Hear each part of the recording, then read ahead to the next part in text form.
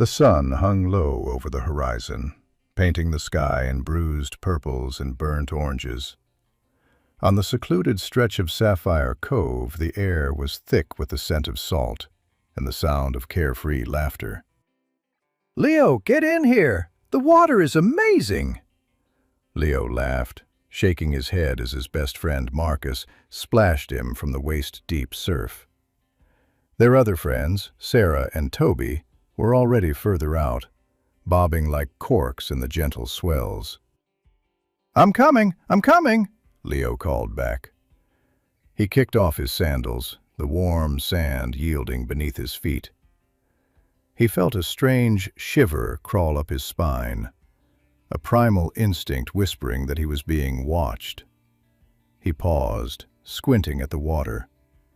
Deep beneath the rolling waves, hidden by the refraction of the light, two glowing golden orbs remained fixed on him. They didn't blink. They didn't waver. "Leo? You okay?" Sarah shouted, waving an arm. "Yeah." Leo shook off the unease. "Just thought I saw a big fish." He dove in, the cool water a welcome relief against the humid air. They played for an hour, diving and chasing each other, blissfully unaware of the shadow rising from the abyss. Then the current changed. It became cold, unnaturally icy, and a sudden, violent pull yanked Leo's ankle. "Guys," Leo gasped, his head bobbing under. "Something's got my—" Before he could finish, he was dragged down. The transition was violent. He expected the burn of salt in his lungs, the panic of drowning. But as he was pulled deeper into the crushing dark, he found he could breathe. A shimmering, iridescent film clung to his skin like a second soul. He looked up, seeing the distorted silhouettes of his friends frantically swimming toward the spot he had vanished. They looked so small, so far away. Then he saw him. A massive, powerful tail, scales shimmering like obsidian and midnight blue, coiled around Leo's waist. Towering over him was a figure of terrifying beauty. Long, white hair floated like silk in the current, and those same golden eyes, now wide and predatory, stared into his soul. "My mate," a voice vibrated, not through ears, but through Leo's very bones. "You have returned to the deep." Leo woke on a bed of soft, glowing moss inside a cavern of translucent pearl. Outside the cavern walls, colossal leviathans drifted by, their low moans shaking the ground. He scrambled backward, his heart hammering against his ribs. "No, no, no. This isn't real. Mermaids aren't real." "I am no mere myth, little bird." The king stepped, or rather, glided into the light. William, the sovereign of the trenches, was a vision of lethal elegance. Webbed fingers tipped with sharp claws rested on a throne of coral. He was draped in chains of raw gold and pearls the size of Leo's fist. "Please," Leo whispered, tears blurring his vision. They didn't fall. They drifted away in tiny, salty spheres. "Please, I have a family. I have a life. Let me go back to the beach. My friends, they'll be looking for me." "They will never find you," William said, his voice a low, possessive growl. He moved with terrifying speed, pinning Leo against the cool, pearl wall. His touch was cold, but where his skin met Leo's, a spark of blue magic flared. "You were lost to the surface. You belong to the king now." "I don't belong to anyone," Leo sobbed, his hands trembling as he tried to push the massive chest away. It was like pushing against a mountain. "I'm scared of you. Everyone knows the stories, the dangerous king who pulls ships into the dark. Please, I'm begging you." William leaned down, his face inches from Leo's. He inhaled deeply, catching the scent of the surface still clinging to the boy. "The world fears me because I am strong. You will love me because I am yours." He reached behind him, retrieving an object that pulsed with a rhythmic, golden light. It was an egg, nearly a foot tall, its shell translucent and swirling with amber energy. "Our legacy," William murmured, his golden eyes softening with a frightening intensity. "My blood is within, but it needs the warmth of a mate to hatch. You will carry it, Leo. You will bring my heir into the water, and then you will understand why I could never let you leave." "I can't." Leo's voice broke into a piteous wail. He sank to his knees, burying his face in his hands. "I'm just a human. I can't give you what you want. Please, just take me home." William knelt with him, his heavy tail coiling protectively around Leo's trembling form, sealing him into an embrace he couldn't escape. "The magic in your lungs says otherwise. You are changing, Leo. By the time the egg hatches, the surface will be nothing but a fading dream." In the distance, an old mermaid advisor named Elara watched from the shadows, her expression pained. She had seen the king's obsession grow for years, but she had never seen him look at a creature with such desperate, violent hope. Leo's cries echoed through the silent, pressurized hall, a haunting melody of a life lost, while the king of the deep held him close, waiting for the heartbeat within the egg to sync with the terrified heart of his captive mate. The bioluminescent moss in the pearl chamber flickered with a rhythmic, sickly pulse. Leo watched the shadows. His heart felt like a trapped bird, bruising its wings against the cage of his ribs. Beside him, the golden egg sat on a pedestal of black obsidian, humming with a low, vibrating warmth that made Leo's skin crawl. "I have to get out," Leo whispered, his voice cracking. "I have to." He had noticed that every dawn, or what passed for dawn in the crushing depths, the great King William held court in the Trench of Skulls. The guards, massive mermen with shark-like features and jagged tridents, would momentarily shift their rotation. Leo crept toward the shimmering barrier of the chamber. It was a membrane of thick, magical water. He reached out, his fingers trembling. To his shock, the membrane parted.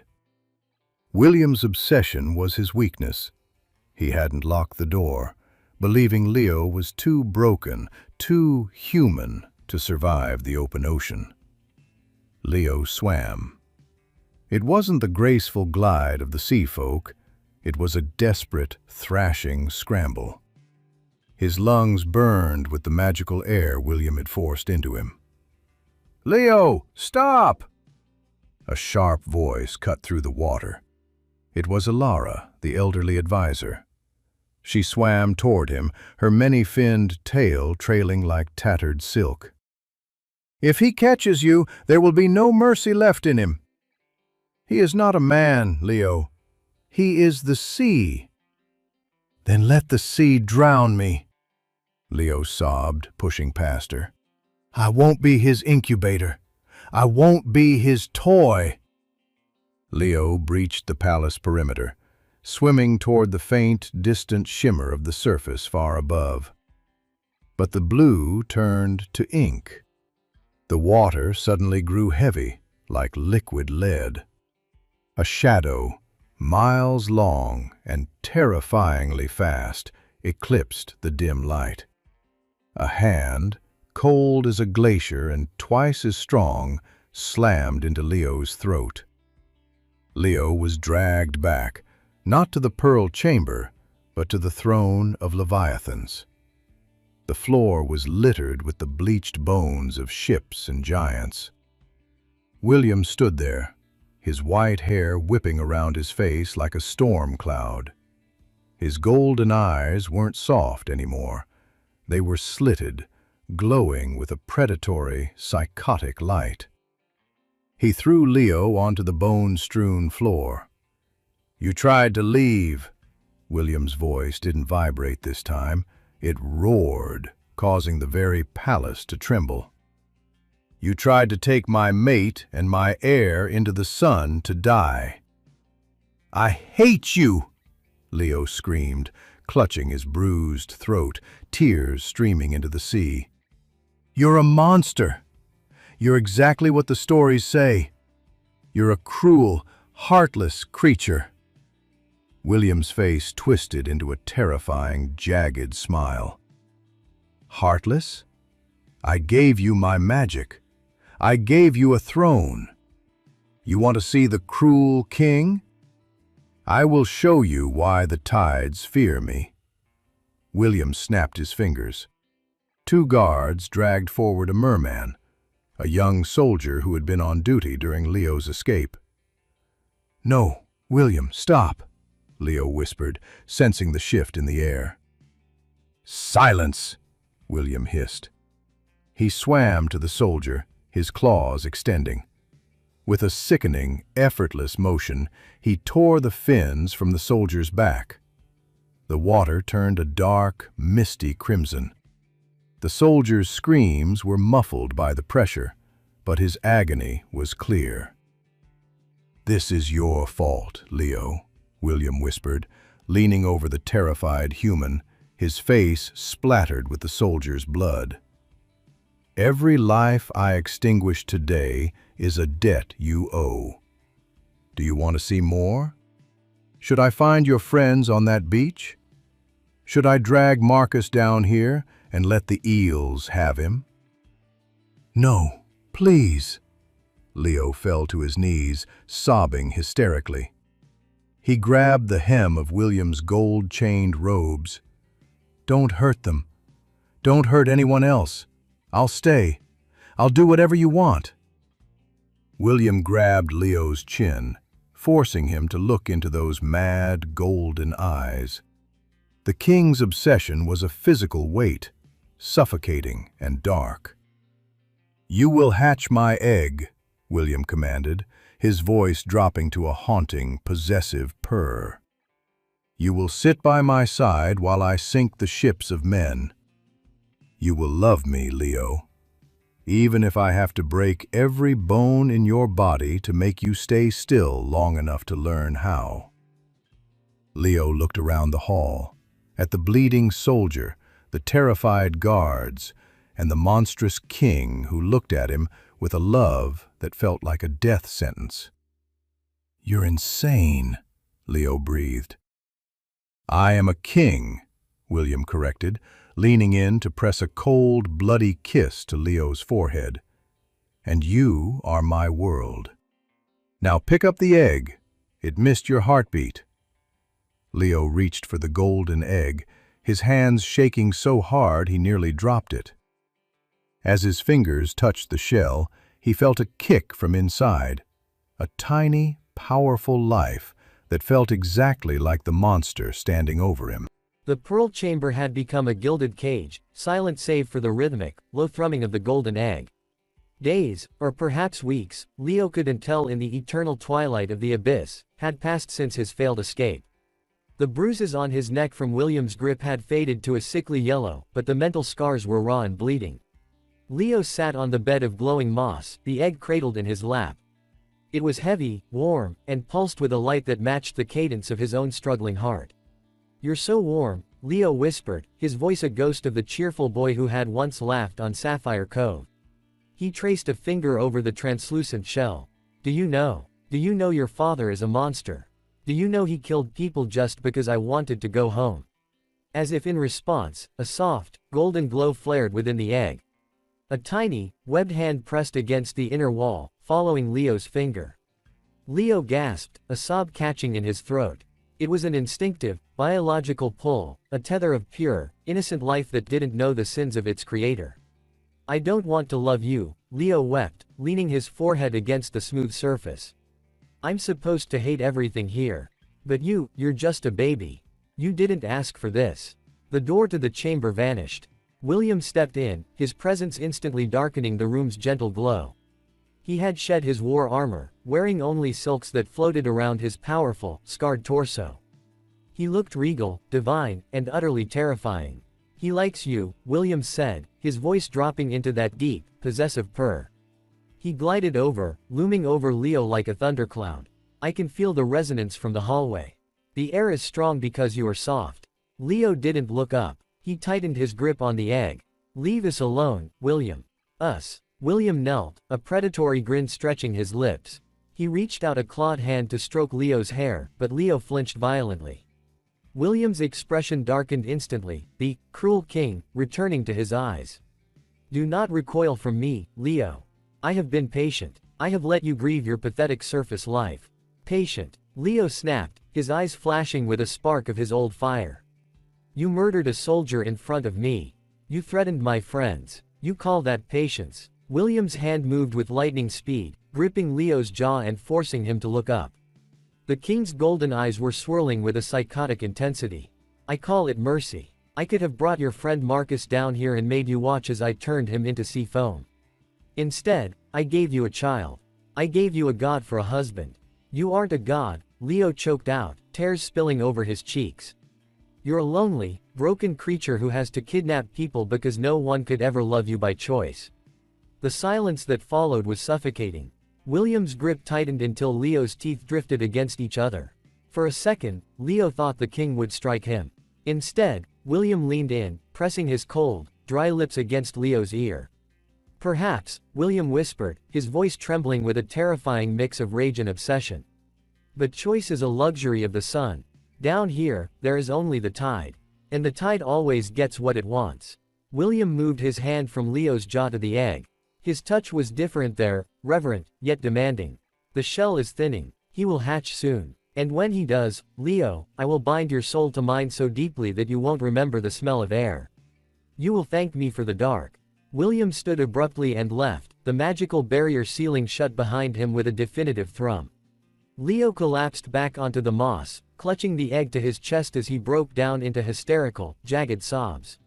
He hated the king. He loathed the water. But as the baby inside the egg kicked again, a gentle, rhythmic tap-tap-tap against Leo's ribs, Leo found himself singing a low, broken lullaby he remembered from his mother. "Twinkle, twinkle, little star." He was a human, trapped miles below the sky, singing to a sea monster's child while the monster himself watched from the shadows, satisfied that his trap was finally closing. The deep ocean was silent, but for Leo, the silence was screaming. The pressure of the water felt like it was finally reaching his heart. He sat in the center of the pearl chamber, his body trembling, exhausted from days of weeping. The golden egg was no longer just warm, it was hot, pulsing with a blinding, rhythmic light that illuminated the jagged scars on the cavern walls. "Please," Leo whispered to the empty room. "Not yet. I'm not ready." A sharp crack echoed through the chamber. Leo froze. A hairline fracture appeared on the surface of the golden shell. A surge of raw, ancient magic erupted from the rift, knocking Leo back against the moss. The air, or the magical water he breathed, felt electric, tasting of copper and ozone. The barrier to the room dissolved instantly. William was there before Leo could even draw a breath. The king looked frantic, his white hair wild, his golden eyes blown wide with an expression that bordered on religious fervor. "It is time," William breathed, his voice a low, guttural vibration. He ignored Leo's terror, diving to the floor to pull Leo and the egg into his massive arms. "Get off me!" Leo shrieked, struggling. "Don't touch me! Be still, little mate!" William roared, pinning Leo's lower body with his heavy, obsidian tail. His grip was bruising, his obsession flaring into a physical heat. "The air is coming. My blood, your warmth, it is finishing. Look at what we have made." Another crack. A piece of the golden shell fell away, dissolving into sparkling dust. Inside, a small, pale form shifted. Leo stopped fighting. The sight of the tiny creature, a miniature version of the monster holding him, yet so fragile, broke something deep inside him. He reached out, his fingers shaking, and touched the wet, translucent skin of the newborn. He's so small," Leo sobbed, his anger momentarily drowned by a wave of agonizing protectiveness.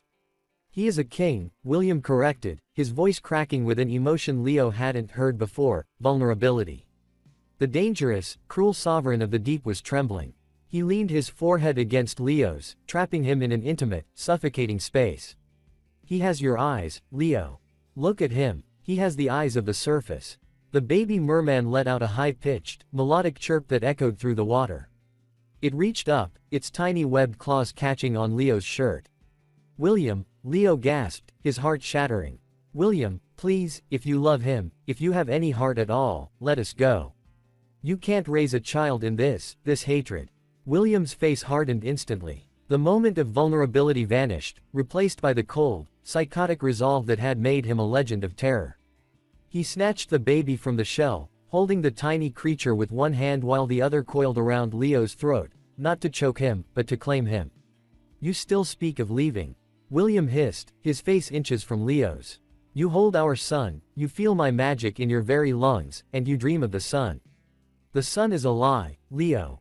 It burns, it fades. But the deep is forever. You're a monster, Leo choked out, the salt of his tears mixing with the ocean. I will never love you. I will teach him to hate you. I will tell him every day that his father is a butcher. William's grip tightened, his eyes glowing with a terrifying, golden light. He leaned in, his lips brushing against Leo's in a kiss. That tasted of blood and salt. Then teach him, William whispered darkly. Spend every hour of the next 1,000 years telling him how much you hate me. I don't care, as long as you are here to say the words. You are the queen of the abyss now, Leo. There is no beach. There is no Marcus. There is only the dark, the boy, and me. William pulled Leo closer, forcing him to cradle the crying infant against his chest. The three of them sat on the floor of the pearl chamber, a broken human, a psychotic king, and a newborn heir, bound together by a love that was indistinguishable from a curse. Outside the chamber, the sea folk began to gather, their low, haunting songs beginning to rise in a chorus of celebration for the new prince. But inside, Leo only heard the sound of his own heart breaking, over and over, as he looked into the golden eyes of the man who had stolen his life. Welcome home, Leo, William murmured, stroking Leo's hair with a clawed hand. Welcome to the rest of eternity. The years in the abyss did not pass in days or months, but in the slow, rhythmic pulsing of the bioluminescent tides. The pearl chamber was now a nursery, filled with treasures from sunken ships, gold coins for the child to clack together, silken banners from long-lost galleons, and mirrors that Leo had smashed so he wouldn't have to see the hollow-eyed ghost he had become. Leo sat on the edge of the moss bed, watching the young prince, Ariel, dart through the water. The boy was 5 seasons old now, a haunting blend of Leo's soft features and William's terrifying power. His tail was a shimmering silver blue, and his eyes, the same gold as his father's, glowed with an innocent curiosity that broke Leo's heart every single day. Look, Papa, I caught a starfish. Ariel chirped, his voice a melodic chime in the pressurized water. He swam into Leo's lap, pressing the small, orange creature against Leo's palm. Leo forced a small, genuine smile, stroking Ariel's white hair. It's beautiful, Ariel. Just like the stars I used to see, before the king took the sky away. Ariel tilted his head. The king, you mean father. Leo's expression chilled. He pulled Ariel closer, his voice dropping to a harsh whisper. He isn't just your father, Ariel. He is a thief. He is the reason we are trapped in this dark, cold place. Never forget that. He is the monster who breaks things because he wants to own them. The boy looked confused, his small webbed fingers twisting in Leo's shirt.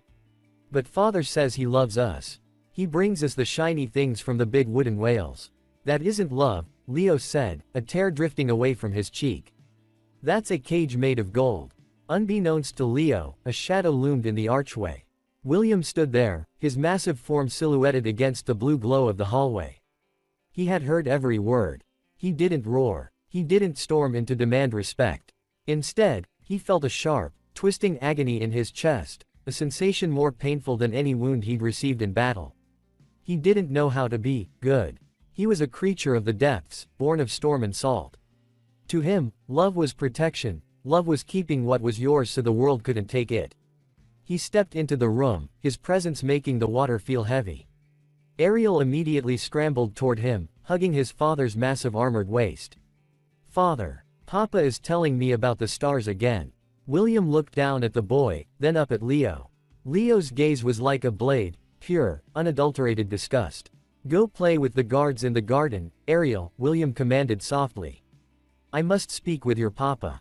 Ariel sensed the tension and darted out, leaving the two men in a silence so thick it felt like it would drown them.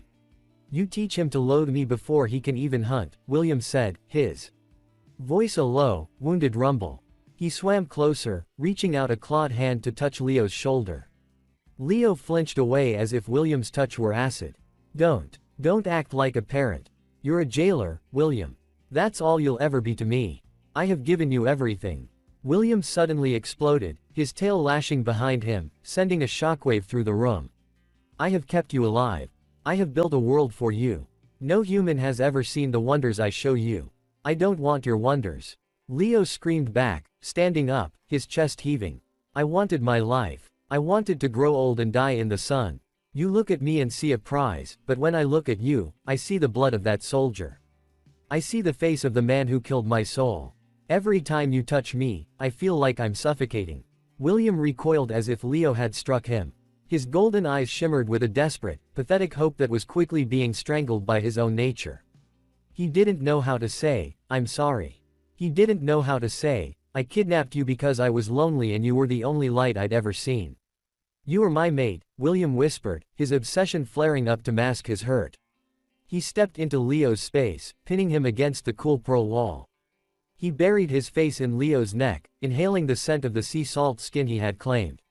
You will never leave. I will keep you here until the oceans dry up. If I must be a monster to keep you, then I will be the most terrifying monster the world has ever known. You already are, Leo whispered into the dark, his body going limp in William's possessive embrace. He didn't fight anymore, he just stared at the ceiling, imagining a son he could no longer remember. William held him tighter, his claws digging slightly into Leo's skin. He felt the hatred radiating off Leo, and though it cut him deeper than any trident, he preferred Leo's hate to his absence. He was a king, but in this room, he was a beggar, starving for a love he had made impossible. The silence in the deep had become a physical weight. Years of cold glares and whispered warnings to Ariel had turned the pearl chamber into a mausoleum of dead hope. William, the king of the abyss, sat on his throne of Leviathan bone, his golden eyes fixed on a shimmering projection of the nursery. He watched Leo braiding Ariel's hair, his movements tender and full of a love that William was starved of. He hates me, William rasped, his voice echoing in the empty hall. Even after I gave him a son. Even after I gave him the sea. His advisor, Alara, drifted closer.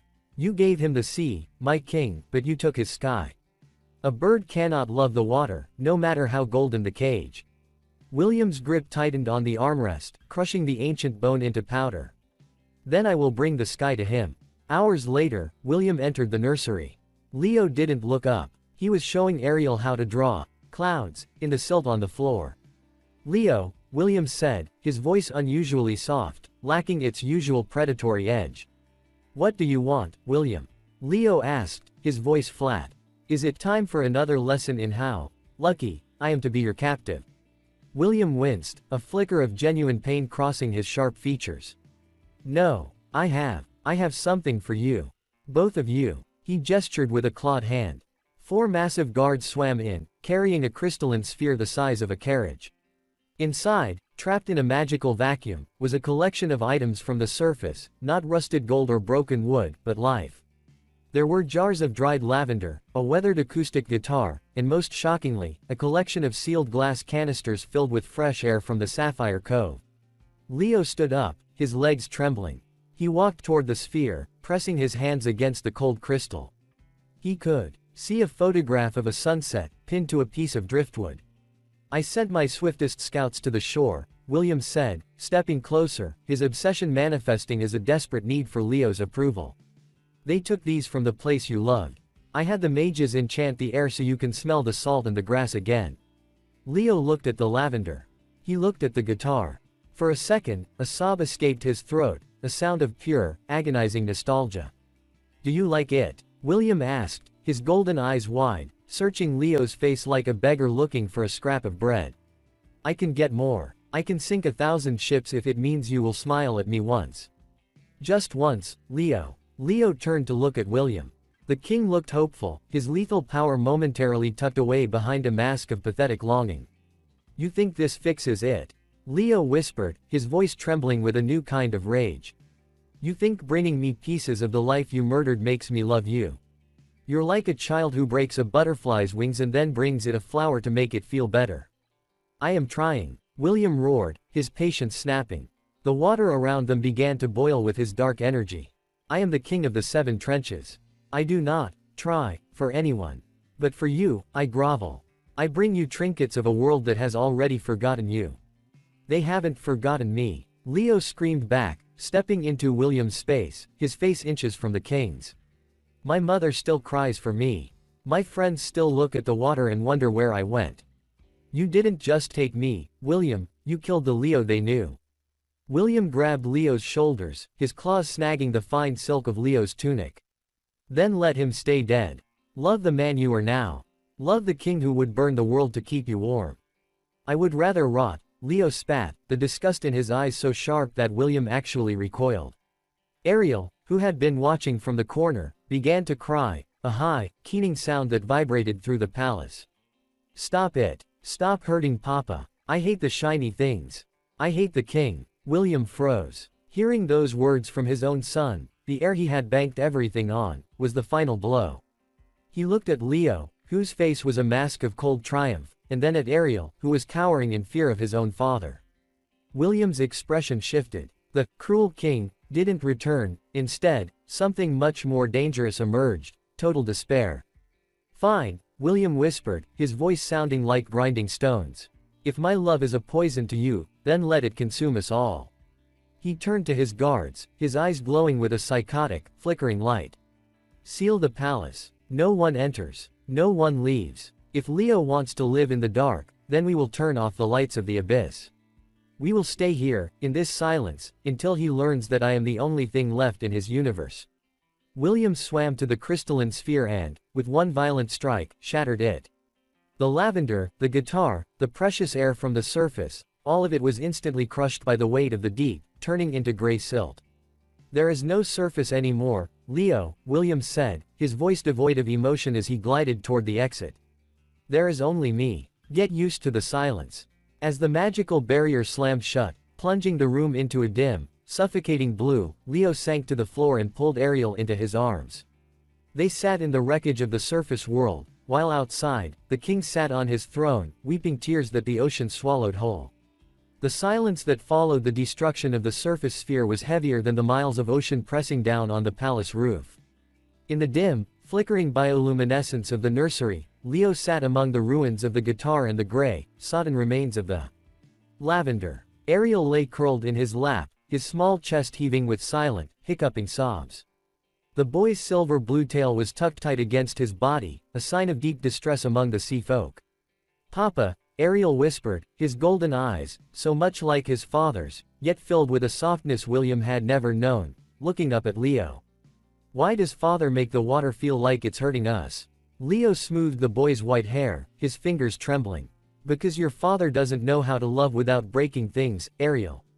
He thinks if he crushes everything else, he's the only thing left for us to hold on to. I don't want to hold him, Ariel whimpered, clutching Leo's hand. I'm scared of the king. Leo closed his eyes, a single, heavy tear drifting into the saltwater. I know, my star. I know. In the grand hall, William sat on his throne of bone, his head resting in his clawed hands. He looked like a god defeated. The guards stood like statues, terrified to breathe. The king had silenced the music of the palace, even the bioluminescent wails that usually sang outside the windows had been driven away by the dark aura of his grief. He looked at me with such disgust, William whispered to the empty air. His voice was a jagged rasp. I brought him the air of his home. I brought him the scent of his mother's fields. And he looked at me as if I were a carcass rotting in the sun. He stood up, his massive tail lashing out in a sudden, violent spasm, shattering a nearby pillar of obsidian. Why is it not enough? I am his world. I am the reason he breathes. I gave him our son. He swam toward the nursery, his movement frantic and erratic, the sign of a mind unraveling. He didn't dissolve the barrier this time, He stepped through it like a ghost, his presence immediately making the temperature in the room drop. Leo didn't move. He didn't even look up. He just continued to rock Ariel. "Leo," William said, his voice cracking. He knelt on the floor, his massive frame looking strangely small in the nursery. "Leo, look at me." "There's nothing left to look at, William," Leo said, his voice hollow, devoid of the fire he usually had. "You broke the last of me today. You saw those things, you saw how I looked at that guitar. It was the first time in years I felt like a human being. And you crushed it because you couldn't handle that I loved an object more than I loved you. I want you to love me." William roared, grabbing Leo's shoulders. He pulled him close, his face twisted in a mask of psychotic agony. "I would let you skin me alive if it meant you would look at me with the eyes you give that boy. Why can I not have that? Am I not your mate? Am I not the one who saved you from the crushing dark? You are the crushing dark, William." Leo screamed, finally looking at him. His eyes were red-rimmed and filled with a hatred so deep it felt ancient. "You didn't save me. You stole my death. You stole my peace. You forced me to live in a nightmare and then complained that I didn't thank you for the bed." William's grip loosened. He looked at Leo's face, really looked at it, and saw the true extent of the damage. He saw a man who was technically breathing, but whose spirit had been extinguished. "I loved you," William whispered, his voice small, like a child's. "From the moment I saw you on that beach, dancing in the spray. I thought you were the sun itself. I just wanted a piece of the light." "You didn't want the light, William," Leo said, his voice dropping to a whisper that cut deeper than any blade. "You wanted to put the sun in a box so you could be the only one to see it. But the sun doesn't shine in a box. It just burns out." William leaned his forehead against Leo's chest, a low, broken whine vibrating in his throat. He looked at Ariel, who was watching him with wide, terrified eyes. The king reached out a hand to touch his son, but Ariel flinched away, burying his face in Leo's neck. William froze. The rejection from his mate was a wound, but the fear in his son's eyes was a death blow. "Even my blood fears me," William breathed. He looked up at Leo, his golden eyes shimmering with a terrifying, final clarity. "If I let you go, if I opened the gates, would you stay?" For him, for Ariel. Leo looked at the king, and for the first time in his life, he saw the man behind the monster. He saw a creature so lonely it had committed a sin against the stars just to have a hand to hold. "No," Leo said, his voice firm and cold.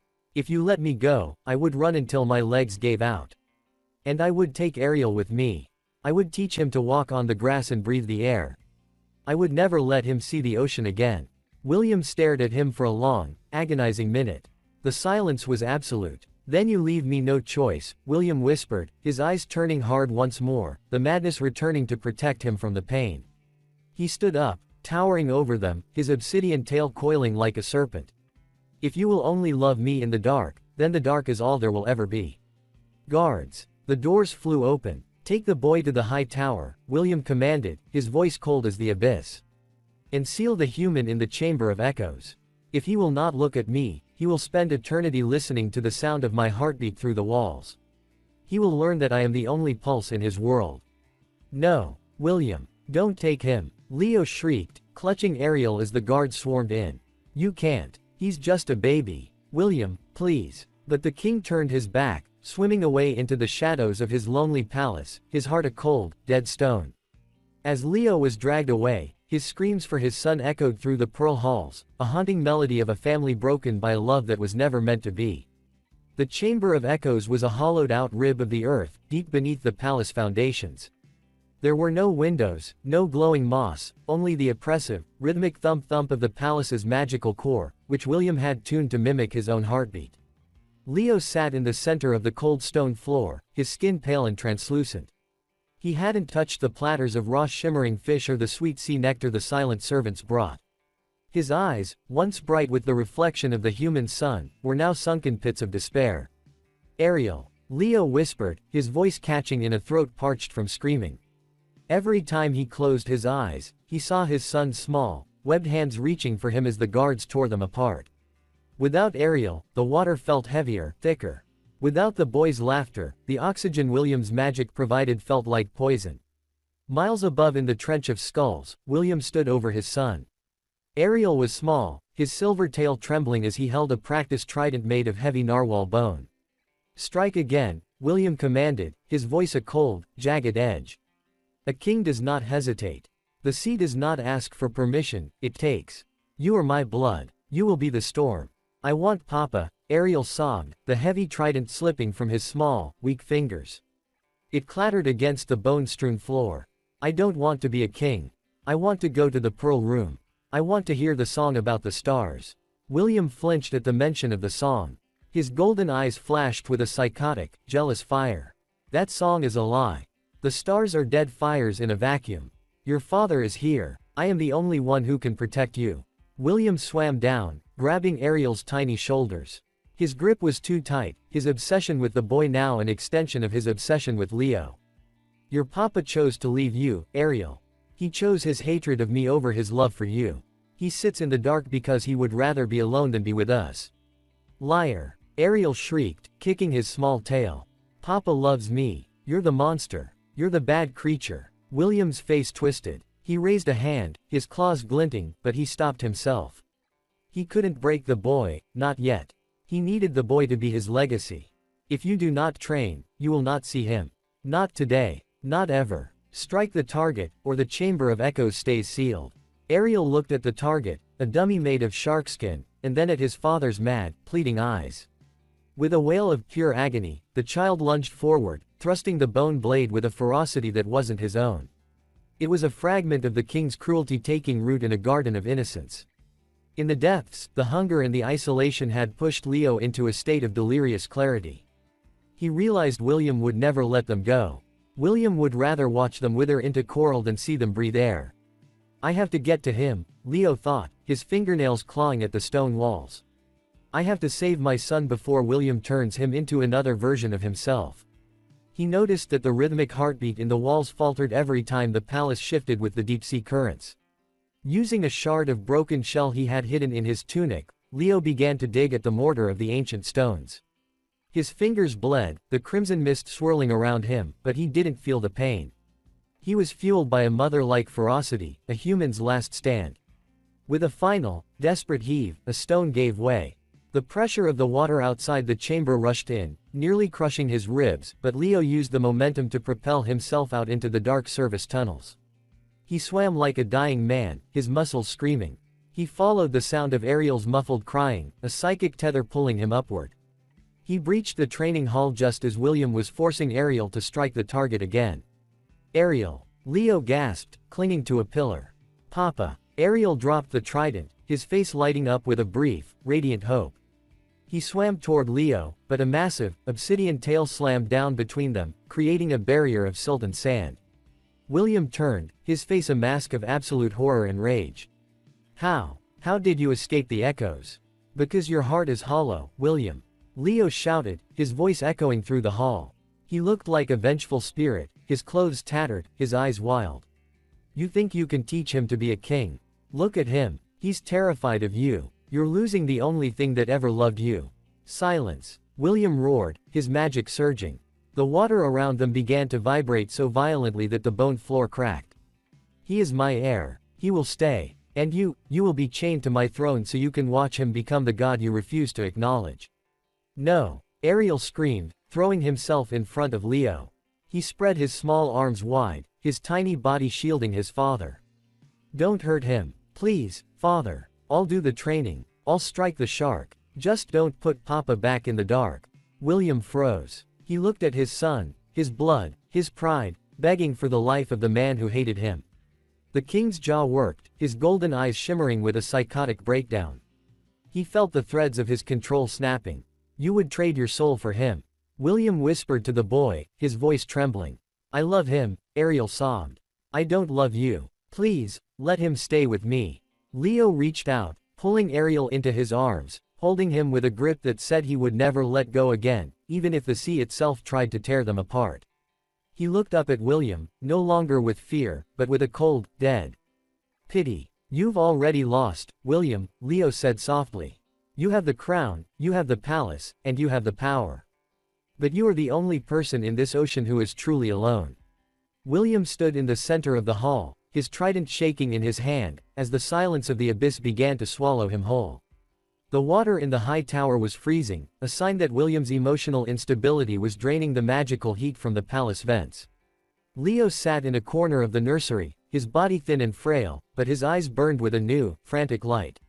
He held Ariel close, the boy's silver scales dull from the stress of the training sessions. "Ariel, listen to me," Leo whispered, his lips brushing the boy's ear so the hidden guards couldn't hear. "The high tower has a vent. It's where the warm current from the thermal vents used to come in. Since the king turned off the heat, the grates are brittle." Ariel looked at the small, iron-barred hole near the ceiling. "It's too small for you, Papa. Only I can fit." "No," Leo said, pulling a jagged piece of the narwhal bone trident he had smuggled from the training hall. "We are going to break the stone around it. Tonight, when the deep sleep bell tolls and the king retreats to his hall of sorrows." As the palace hummed with the low, mournful frequency of the sleeping bell, Leo began to work. Every strike of the bone against the stone was timed with the heavy thump-thump of the palace's magical core to mask the sound. His hands bled, the red mist stinging his eyes, but he didn't stop. "Papa, look," Ariel whispered, pointing toward the hallway. A shadow passed. It was Alara, the old advisor. She paused at the shimmering barrier, her milky eyes landing on Leo's bloody hands and the hole in the wall. Leo froze, his heart stopping. He expected her to call the sharp guards. Instead, Alara placed a webbed finger to her lips. She reached through the barrier, dropping a small, glowing sapphire at Leo's feet. "The surface gate is guarded by the Kraken's children," she murmured, her voice a ghostly ripple. "This stone carries the scent of the Deep King's blood. It will make them think you are on royal business. Go, little bird. Fly before he wakes." "Why?" Leo breathed. "Because the king is drowning in his own sea," she said sadly, "and I loved him before he became a monster. I won't watch him eat his own heart." She vanished into the shadows. Leo and Ariel squeezed through the narrow vent, dragging themselves through miles of cramped, slime-coated pipes. The pressure change made Leo's head throb, the magical air in his lungs feeling thin and sharp. They emerged into the abyssal plain, a vast, terrifying desert of white sand and giant ribcages. In the distance, the surface gate loomed, a massive, swirling vortex of golden light held between two colossal statues of ancient mermen. "We're almost there, Ariel. Look." Leo pointed toward the light. "Papa, I'm scared," Ariel whimpered, clinging to Leo's back. "It's so bright. It looks like it wants to eat us." "That's the sun, my star. It's the most beautiful thing in the world." They swam with everything they had, the open ocean feeling both liberating and terrifying. But as they reached the edge of the golden vortex, the water behind them began to churn. A sonic boom rippled through the sea, knocking them sideways. A massive, obsidian shape tore through the dark. It was William. He didn't look like a king anymore. His white hair was tangled with kelp, his golden eyes were bloodshot and wide with a psychotic, howling agony. He wasn't swimming, he was hunting. "Leo!" The scream vibrated through Leo's teeth. William caught them just yards from the gate, his massive hand closing around Leo's waist and slamming him into the sand. "You thought you could take him?" William roared, his face twisting into a mask of pure, unhinged betrayal. He pinned Leo down, his claws drawing blood from Leo's chest. "You thought you could steal my life twice. Let us go, William." Leo shrieked, fighting against the crushing weight. "Look at us. We're dying down here. I am a human. I am not a fish for your bowl." Ariel dove at his father, biting William's hand with his small, sharp teeth. "Let go of my papa. I hate you. I hate you forever." William flinched, staring down at his son. The boy's eyes weren't just fearful anymore, they were filled with the same cold, crystalline disgust that lived in Leo's gaze. It was a mirror of his own failure. "You would rather go to the surface and die?" William asked, his voice suddenly dropping to a whisper that was scarier than his roar. "The humans will see your tail, Ariel. They will put you in a glass box. They will cut you open to see how you breathe. They are more cruel than I could ever be. I don't care." Leo sobbed, reaching for Ariel. "At least he'll see the sky once. At least he'll know what it's like to not be owned by a monster." William looked from Leo to the Golden Gate, then back to his son. He felt the sapphire Alara had given Leo pulsing with his own magical signature. He realized his entire kingdom was conspiring to help them flee from him. I am the king, William whispered to himself, his grip on Leo loosening. His eyes darted around the dark, empty plain. I am the sovereign, and I am alone. In a sudden, violent motion, William grabbed both of them and hurled them toward the golden vortex. Go! William screamed, a sound of such profound, soul-shattering grief that the water itself seemed to weep. Go to your son. Go to your death. But do not think for a second that I will stop looking for you. I will haunt every wave. I will be the cold in every winter. You are mine, Leo. Even in the light, you belong to the deep. Leo didn't look back. He grabbed Ariel's hand and dove into the golden light. The last thing he saw before the world turned white was William standing alone in the dark, a silent, black silhouette against the vast, empty sea. The transition was a violent, blinding explosion of white. After years of the heavy, pressurized indigo of the abyss, the surface world felt thin, searing, and impossibly loud. Leo collapsed onto the jagged rocks of a hidden cove, coughing up the magical seawater that had kept him alive. Beside him, Ariel lay gasping, his silver-blue tail thrashing against the dry, unforgiving stone. The sun, the very thing Leo had prayed for, now felt like a predatory eye, burning their pale, sensitive skin. Ariel, breathe, baby, breathe. Leo choked out, dragging his son further up the shore, away from the reaching foam of the tide. As the magical film William had placed over their lungs dissolved, Leo felt the first true gulp of air, sweet, dry, and smelling of pine and sun-warmed salt. Ariel's tail shimmered, the scales losing their luster as they dried, and with a painful, glowing shimmer of residual magic, the boy's tail split, forming two small, trembling human legs.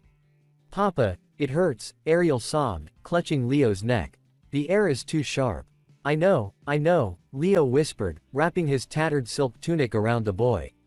He looked toward the horizon, half expecting William's obsidian tail to breach the waves and drag them back into the dark. But the sea was eerily still. We have to move. We have to hide. Miles below, the Palace of Pearls had become a tomb. William did not sit on his throne. He lay on the cold floor of the empty nursery, his fingers tracing the faint drawings Leo had made in the silt years ago. He was a ghost in his own kingdom. He refused to eat. He refused to speak. His madness had turned inward, a localized storm that rattled the very foundations of the ocean floor. Every time he closed his eyes, he heard Leo's voice, not the sweet laughter from the beach, but the cold, jagged scream, "You are the crushing dark." I loved him, William whispered, his voice a broken rasp. I gave him my soul, and he threw it into the sun. The king's obsession began to eat him alive. He would swim toward the surface gate, his claws extended, ready to tear the world apart to find them. But then, he would see Ariel's terrified face in his mind. He would remember the way his own son chose the death of the surface over a life with him. In a fit of psychotic self-loathing, William turned his rage on himself. He took his royal trident and slashed at his own powerful tail, the blue blood clouding the water. He chained his own wrists to the pillars of the trench of skulls, howling in agony as he forced himself to stay. I cannot go, he moaned, his golden eyes weeping crimson. If I go to him, he will look at me with that disgust again. I cannot survive seeing him happy without me. He was a monster in a self-imposed prison, a king of nothing, torturing his own body to keep from committing the final sin of dragging his family back to a house of glass. Leo found refuge in a dilapidated coastal cottage, miles away from the city. He worked as a quiet handyman for a blind old woman who didn't ask questions about why his son never went to school or why the boy's skin looked like it was made of crushed pearls. Stay away from the water, Ariel, Leo warned every day. Never go near the shore. But Ariel would sit by the window, his golden eyes, so hauntingly like William's, staring at the crashing waves. He missed the weight of the water. He missed the glow of the moss. Papa, Ariel said one evening, his voice small and hollow.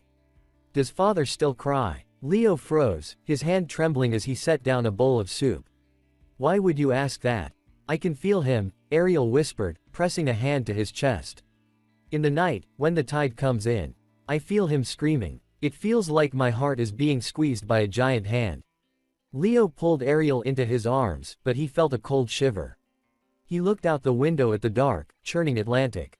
He had escaped the king's palace, but he realized he could never escape the king's love. It was a tether that spanned the miles of salt and sand, a psychic umbilical cord that kept them bound to the monster in the deep. In the village, people whispered about the ghost of the cove. They said that on stormy nights, a massive, white-haired man could be seen standing just beneath the surface of the waves, watching the little cottage on the cliff with eyes that glowed like dying stars. William was there. He was always there. He was the shadow in the surf, the chill in the wind, and the nightmare that Leo could never wake up from. The sun was a golden coin hanging over the cliffs, warming the porch of the small, salt-cracked cottage. Leo sat on a wooden bench, his skin bronzed by a summer he never thought he'd see again. In his hand was a simple glass of cold water, the ice clinking against the rim, the sound of the surface, sharp and clear. He was happy. Or, at least, he told the reflection in the mirror that he was. He watched Ariel playing in a plastic tub of water in the yard, the boys' laughter ringing out like bells. Yet, in the quiet moments when the wind died down, Leo felt a hollow ache in his chest, a phantom limb of a life he had loathed. It was a dark, pulsing space that used to be filled by William's suffocating presence. He hated that he missed the weight of the deep. He hated that the silence of the land felt lonely. "Papa." Ariel's voice broke the trance. Leo looked up, and his heart nearly stopped. Ariel wasn't laughing anymore. He was clutching the sides of the tub, his face pale, his breath coming in ragged, wet gasps. "Ariel, what's wrong?" Leo scrambled off the porch, falling to his knees in the grass. It's coming back," Ariel choked out. He pulled his legs out of the water, and Leo screamed internally. The skin on Ariel's shins was cracking, but not like dry earth. It was splitting to reveal shimmering, silver-blue scales beneath. His feet were fusing, the toes webbing together in a painful, glowing transformation. "No, not now, not here." Leo grabbed a towel, trying to rub the water off, as if he could scrub the ocean out of the boy's DNA. "You're human, Ariel. You're my son. Stay with me. I can't breathe the air, Papa." Ariel wailed, his throat convulsing. His lungs, once adapted to the surface, were reverting. He began to thrash, his human legs snapping into a powerful, heavy tail that shattered the plastic tub, spilling water across the dry dirt. "It hurts. Everything is too dry." Beneath the waves, a mile out from the shore, the water was boiling. William was draped over a jagged reef, his body a map of self-inflicted scars. He had wrapped his own tail in heavy anchor chains he'd scavenged from a wreck, locking himself to the seabed. He was fighting the primal call, the biological tether that told him his mate and child were in distress. "Stay down," William growled, his golden eyes glowing with a manic, flickering light. He slammed his fist into the coral until his knuckles bled. "If you go to him, he will hate you more. If you touch him, he will wither. Stay in the dark." But then, he felt it. A psychic scream ripped through the water, Ariel's agony. The boy was suffocating on land. "My son," William breathed. The chains groaned. William's muscles bulged, his white hair whipping around his face like a halo of lightning. The cruel king and the grieving father fought a war inside his mind. "If I save him, I lose my own soul," to the sight of Leo's disgust. "If I don't, I watch my legacy die." With a roar that shattered the silence of the trench, William lunged upward. The anchor chains snapped like thread. He didn't care about the pain. He didn't care about the sunlight that would sear his eyes. He became a streak of obsidian light, tearing through the waves toward the shore. On the cliffside, Leo was desperate. He had carried the heavy, thrashing Ariel down to the secluded beach, the boy's gills fluttering uselessly against the air. "I'm sorry, Ariel. I'm so sorry." Leo sobbed, his clothes soaked with salt and blood. He waded into the surf, holding the boy's transforming body. "I tried to give you the sun. I tried, Papa." Ariel's eyes were turning fully golden, the human iris vanishing. He was slipping away, returning to the creature he was born to be. Suddenly, the ocean before them exploded. A massive figure breached the surface, casting a long, terrifying shadow over the shallow water. William stood there, half submerged, his chest heaving, his body covered in the rust of the chains and the scars of his own madness. Leo froze, his breath hitching. He looked at William, really looked at him. The king wasn't gloating. He wasn't triumphant. He looked broken. He looked like a man who had walked through hell just to stand in the presence of the person who despised him. "Give him to me," William said, his voice a low, vibrating hum that calmed the thrashing Ariel instantly. "The land is rejecting him, Leo. He is of the trench. He will die in your arms if you don't let him go. You did this. Leo screamed, though his voice lacked its usual venom. It was filled with a tired, soul-deep grief. You made him this way. You trapped us even when we were free. I am the sea. Leo, William said, stepping closer, the water swirling around his powerful waist. He reached out his arms, not with claws extended, but with palms open. I cannot change what he is. But I can save him. Let me take the pain away. Leo looked at Ariel, whose face was turning blue, then at William. For the first time, Leo saw the empty space in his own heart reflected in William's eyes. They were both hollow. They were both ruined by a love that shouldn't have existed. If I give him to you, Leo whispered, tears streaming down his face, you'll take him back to the dark. You'll hide him again. William looked at the shore, then at the man he had kidnapped, tortured, and loved with a psychotic intensity. He felt the burn of the sun on his shoulders. No, William whispered, a single, clear tear of saltwater falling from his golden eye. I will stay in the shallows. I will let him swim to the shore every day to see you. I will watch from the waves. Just let him live, Leo. Please. Leo's hands trembled. He looked at the king, the monster who had destroyed his life, and saw a father begging for his son's breath. Slowly, agonizingly, Leo lowered Ariel into the water. The moment Ariel touched the sea, his gills flared. He let out a long, shuddering breath, his tail shimmering with renewed life. William gathered the boy into his arms, holding him with a tenderness that seemed impossible for a creature so violent. William looked up at Leo, who was standing waist-deep in the surf, looking lost. You hate me, William stated, it wasn't a question. I have to, Leo replied, his voice breaking. If I don't hate you, I have nothing left of the man I used to be. Then hate me, William murmured, turning back toward the deep with Ariel cradled against his chest. But come to the shore tomorrow. I will be waiting in the blue. As the king disappeared beneath the waves, Leo stood alone in the surf. The sun was setting, and for the first time, the warmth of the light felt cold. He had his freedom, but he realized with a terrifying clarity that he would spend the rest of his life walking the shoreline, looking for the golden eyes of the monster who held his heart captive in the dark. The shoreline of the hidden cove became a boundary between two worlds that could neither merge nor fully part. Every evening, when the sun dipped low enough to turn the Atlantic into a sheet of hammered gold, Leo sat on the damp sand. He didn't bring a book or a phone, he simply watched the horizon, his heart a frantic metronome of dread and longing. 100 yards out, a dark, massive dorsal fin would breach the surface.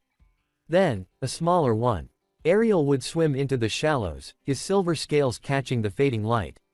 He would drag his heavy, powerful tail through the tide until he could reach out and take Leo's hand. They would sit there for an hour, a human father and a merman's son, speaking in hushed tones about the birds, the clouds, and the way the grass felt. But further out, just beyond the breaking waves, two glowing golden eyes remained fixed on them. William never approached the sand. He stayed in the deeper blue, his massive obsidian tail coiled tightly around himself as if he were physically restraining his own nature. William was a creature of absolute possession. Every fiber of his being screamed at him to long forward, to wrap Leo in his arms, and to drag him back to the silent, lightless safety of the abyss. He watched Leo's human clothes, the rough cotton shirt, the worn jeans, and felt a psychotic jealousy. The land touched Leo. The air touched Leo. The sun touched Leo. He hated the world for having what he could only watch. He is smiling, William whispered, his voice a jagged rasp beneath the water. He watched Leo laugh at something Ariel said. He never smiled like that for me. Not once in all those years. In his madness, William began to collect things from the shore again, not by stealing them, but by finding what Leo dropped. A lost button, a footprint in the wet sand before the tide washed it away. He would dive to the bottom and press his face into the cold silt where the footprint had been, trying to catch a ghost of Leo's scent. He was a king who had become a stalker, a god who had become a shadow. He tortured himself by staying away, but the torture of being forgotten was worse. One evening, the storm clouds rolled in early. The wind whipped the sea into a frenzy of white foam. Ariel had already retreated to the depths, sensing the pressure change, but Leo remained on the shore, huddled in a yellow raincoat. William breached the surface closer than usual. The spray hit his white hair, making him look like a vengeful sea spirit. Go back to the house, Leo. William roared over the wind. It was the first time he had spoken directly to Leo in months. The tide is rising. The cliffs are not safe. Leo stood up, his hood blowing back. He looked at the monster in the water, the man who had ruined him. Why do you care, William? If I wash away, you can just catch my body and keep me forever, right? Isn't that what you always wanted? William flinched as if the words were harpoons. He swam through the rough surf, his massive chest heaving, until he was only 20 feet away. The water was waist-deep on him, but his presence made the entire beach feel small. I am trying to be what you asked. William screamed, his golden eyes flashing with a terrifying, fractured light. I am staying in the cold. I am watching you live a life that doesn't include me. Do you have any idea what it is like to be the king of the ocean and feel like a beggar at your feet? You chose this, William. Leo shouted back, walking down to the water's edge until the freezing waves swirled around his ankles. You chose to kidnap me. You chose to make a child who can't live in either world. You don't get to play the victim. William lunged forward, his speed blurring. Before Leo could blink, William was there, his cold, wet hands gripping Leo's waist. He didn't pull him under. He just held him, his forehead dropping onto Leo's shoulder. He was trembling, a violent, rhythmic shudder that shook his entire massive frame. I am dying, Leo, William whispered, his voice broken and small. The silence in the palace is eating me.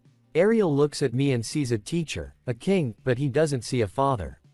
And you look at me and see a nightmare. Leo felt the coldness of William's skin, the raw power in the arms wrapped around him. He should have felt disgusted. He should have pushed him away. But in the middle of the storm, with the salt stinging his eyes, Leo felt that hollow space in his chest thrumming. He realized, with a sickening sense of defeat, that he was no longer whole without the monster. I can't love you, William, Leo breathed, his hands hovering over William's wet hair before finally, tentatively, resting on the king's broad shoulders. I don't know how to love someone who broke me. William pulled back, looking into Leo's eyes. He saw the pity there, and for a psychotic second, he wanted to crush Leo for it. But then he saw the exhaustion. The shared trauma. Then don't love me, William murmured, his grip tightening just for a moment, a flash of the old obsession. Just don't leave the shore. As long as I can see you from the waves, I will keep the monsters of the deep away from your world. I will be your guardian, even if I can never be your mate. He leaned in, pressing a lingering, desperate kiss to Leo's forehead, the seal of a dark, eternal contract. Then, without another word, he dove back into the churning gray water, disappearing into the foam. Leo stood in the rain, watching the spot where the king had vanished. He was free, but he was haunted. He turned back toward his lonely cottage, knowing that tomorrow, and every day after, he would return to the water's edge. Because in the end, the king had been right, the deep never truly lets go of what it claims. The Cold War of the coastline had reached a stalemate that was as exhausting as it was heartbreaking.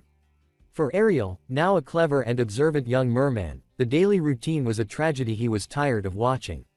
He saw his father, the once terrifying King William, literally chaining himself to coral to keep from being too much for Leo.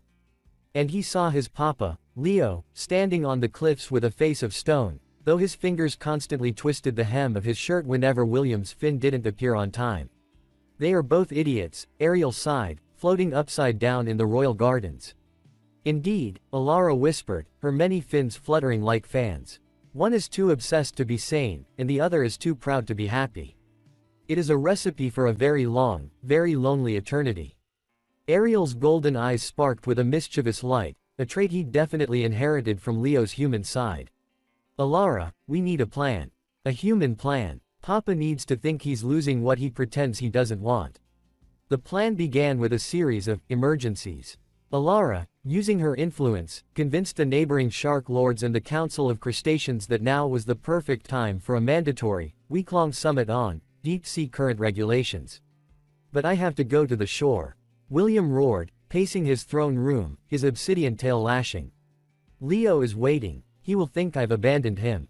He'll think I'm bored of him. My king, Alara said with a perfectly straight face, the giant squids are threatening to strike. If you do not mediate the ink cloud dispute, the palace will be covered in soot. You must stay. For 7 days, William was buried in scrolls and bickering lords. He looked like a wild animal in a cage, his white hair standing on end, his eyes bloodshot from lack of sleep and lack of Leo time. He was miserable, snapping at everyone, and looking more like a frantic mess than a dangerous king. On the 7th day, Ariel swam to the shore alone. Leo was already there, pacing the wet sand, looking more agitated than Ariel had ever seen him. His hair was a mess from the wind, and he kept squinting at the empty horizon where William usually hovered. Ariel. Leo jogged into the surf, his voice higher than usual. Why are you alone? Is everything okay in the trench? Ariel climbed onto a flat rock, putting on his best, sad but brave, face. He squeezed out a few fake crocodile tears. Oh, Papa, things are changing. Father is so busy. He says the palace feels too empty now that the human experiment is over. Leo stiffened. The experiment? Yes, Ariel sighed heavily, looking at his scales. The council told him a king needs a proper consort. Someone who likes the dark. Someone who doesn't scream when they see a shark. There's a beautiful mermaid duchess from the southern reefs, her name is Marina. She has scales like sapphires and she laughs at father's jokes. Leo's face went from pale to a bright, furious red. She laughs at his jokes. His jokes aren't even funny. They're just threats phrased as observations. She seems to like them, Ariel shrugged, hiding a smirk. Father spent all week with her in the Great Hall. He didn't even mention the shore. He said he finally feels appreciated. Leo's pride, which had been his shield for years, suddenly felt like a heavy, useless weight. Appreciated. I appreciated the air he gave me. I stayed at this stupid beach every single day. Well, Ariel added, twisting the knife, he said if you ever ask, I should tell you that you're free now. No more haunting. No more staring. He's moving on. He might even move the palace to the southern trench to be closer to her. Leo felt a surge of something he hadn't felt in years, pure, unadulterated jealousy. The thought of William, his psychotic, obsessive, white-haired monster, looking at someone else with those golden eyes made his blood boil. Moving on, Leo muttered, his hands balling into fists.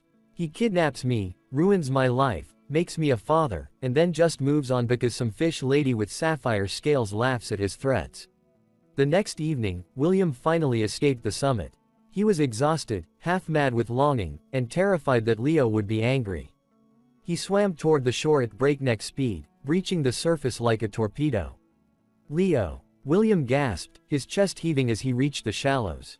I am sorry. The squids, the scrolls. I couldn't. He was cut off by Leo marching into the water, fully clothed, until he was chest deep. Leo grabbed William by the collar of his gold-chained tunic, pulling the massive king down to his level. Where is she, William? Leo hissed, his eyes blazing. William blinked, completely bewildered. Who? The Squid Queen. She's in the north, I think. Don't play dumb with me, you overgrown guppy. Leo shouted, shaking him.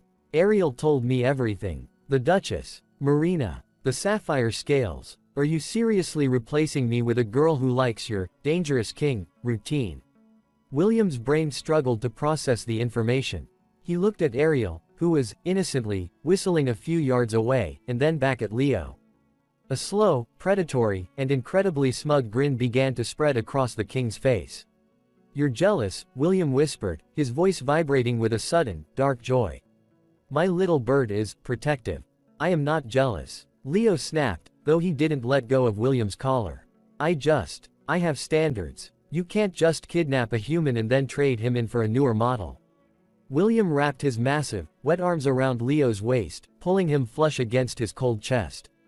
There is no Duchess, Leo. There is only a very tired king who hasn't slept because he was counting the minutes until he could see your angry, beautiful face again. Leo froze. He looked at Ariel, who gave him a cheeky thumbs up before diving underwater. Ariel lied. Leo whispered. Ariel gave me exactly what I wanted, William murmured, burying his face in Leo's neck, inhaling the scent of the shore he had missed so much. He gave me the truth you were too proud to say. You still want me to be yours.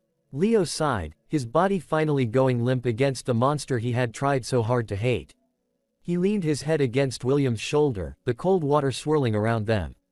I still hate you, William. I know, William smiled, his grip tightening with that familiar, possessive obsession. But you're staying for dinner.